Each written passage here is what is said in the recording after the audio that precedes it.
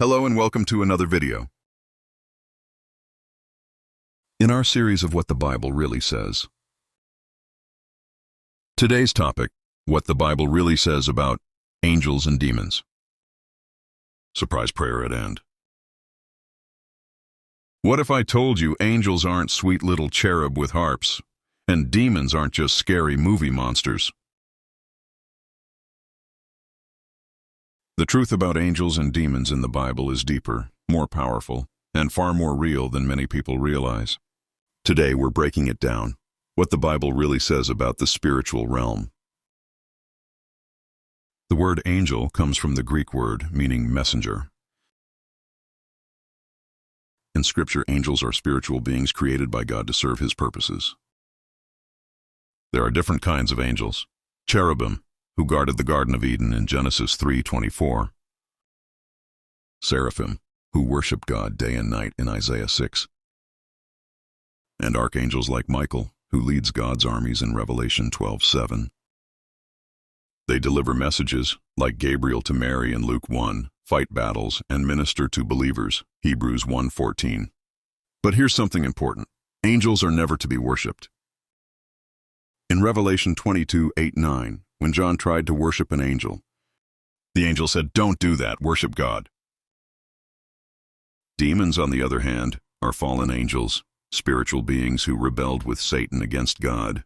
Revelation 12:7-9 talks about a war in heaven where Satan and his angels were cast down. In the Gospels, demons often possess people and cause destruction. In Mark 5, Jesus confronts a man possessed by many demons. He says, "My name is Legion, for we are many." But Jesus casts them out with just a word. Their goal is always to deceive, divide, and destroy, but their end is already written.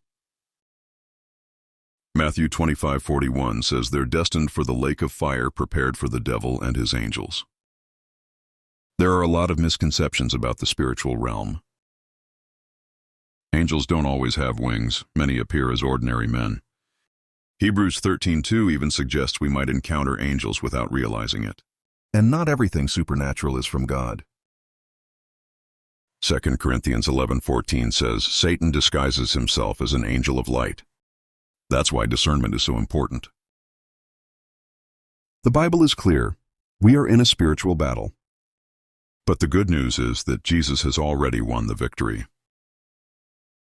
Colossians 2:15 says He disarmed the powers and authorities and made a public spectacle of them. If this helped you understand the unseen world a little better, make sure to like, subscribe, and drop a comment below. And let me know if you want a part 2. There's so much more to explore. As promised, a prayer for you.